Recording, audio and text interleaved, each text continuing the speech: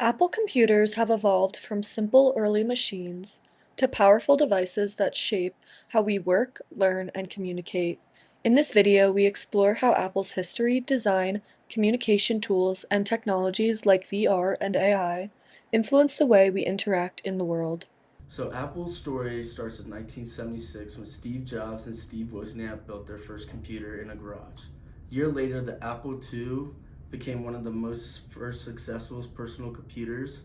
In 1984, Apple changed technology with the Macintosh, the first widely sold computer and graphical interface and a mouse. Uh, Currently, Steve Jobs left the company in 1985 and Apple struggled through the early 1990s. Everything changed when Jobs returned in 1997, introducing the colorful iMac and helped Apple find its identity again. In the 2000s, they exploded with innovation like the iPod, iTunes Store, and the iPhone. And then Apple followed with the iPad in 2010, continuing to redefine the Mac's iPhone and the iPod.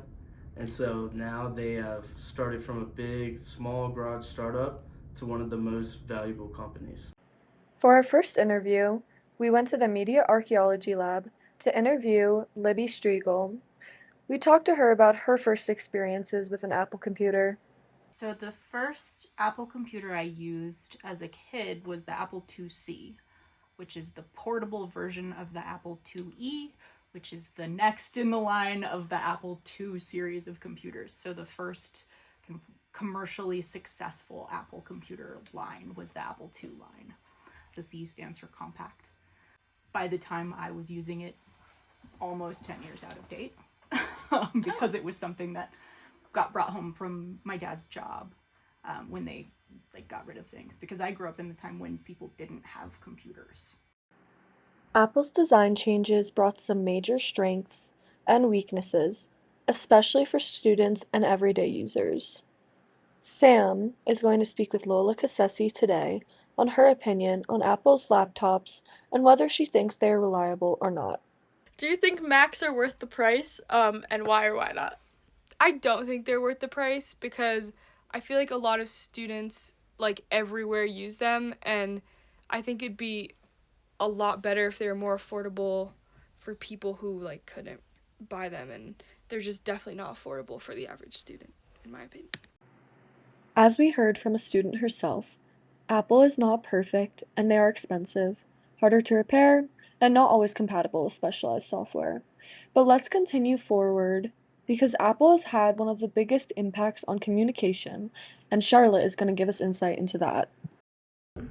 One of the biggest impacts Apple has had on our generation is how we communicate.